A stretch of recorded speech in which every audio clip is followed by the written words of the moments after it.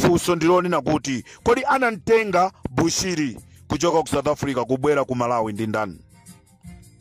Lero MCP achita kuoneseratu kunena kuti khalidwe lawo ndiloyipa, khalidwe lawo silingasinthe. Anthu onse amene akhala akuchitira zabwino chipani cha MCP kumapeto kwake anthu aja momoti alandire zikomo akumalandira chipongwe. Ndi zimene Amalawi tikuziona kwa Bushiri. Tieni titenge zonena kuti anthu amanoti Bushiri ndi wa sataniki, cha ICG ndi cha satanic. Tateni tizitenge zimene zozo tizisiye uko, koma titenge zabwino zimene Bushiri wakhala akuapangira Amalawi ngati iye nzika ya Malawi. Pochoka ku South Africa kuja anaperekatu chifukwa chonena kuti kumene kuja sinali sefu.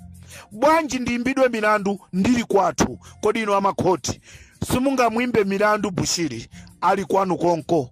Ngati kuli kumsekera simunga msekere ndende za kwanu konko ku Malawi?